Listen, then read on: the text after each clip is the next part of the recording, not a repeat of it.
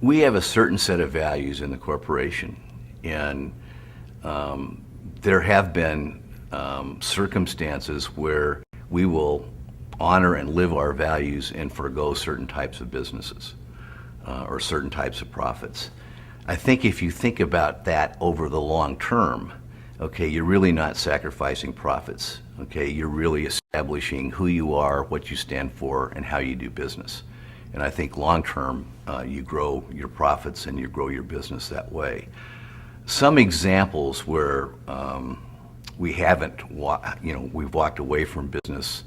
There may be an example where, and this would have been, say, in the 70s, where we had an African American account manager for a certain fleet of trucks, and they would go there, and that customer would say, "Well, I'm not going to deal with an African American."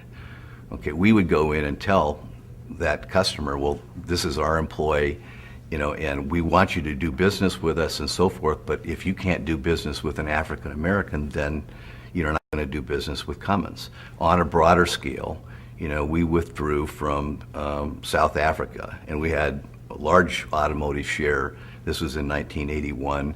We had a distribution business. We were very involved in mining. We walked away from that and made a statement.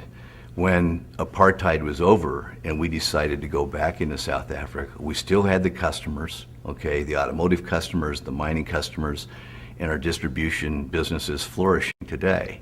So that's what I mean, is that you need to look at your business over a long period of time.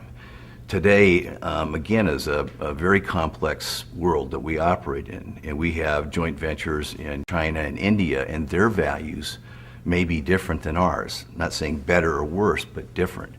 And we've had situations where our Chinese joint venture, for example, took a joint venture engine with our technology, put it in a piece of equipment, and sold it into the Sudan. Well, we don't do business in the Sudan, so you have to be able to work through that kind of issue with your joint venture partner, not imposing your values, but being able to talk through that. That wasn't an issue 10 or 15 years ago, but if you're a company like Cummins and you're doing business all over the world, we're going to be confronted with that. That's why I go back to, analyzing the impact of the decisions we make on all stakeholders, because sometimes there's decisions that aren't right. Okay, you just have to figure out, your joint venture partner, your customer, your employees, and come up with a balanced answer that you think is the most responsible in this certain case. And that's, again, comes back to how we define corporate responsibility.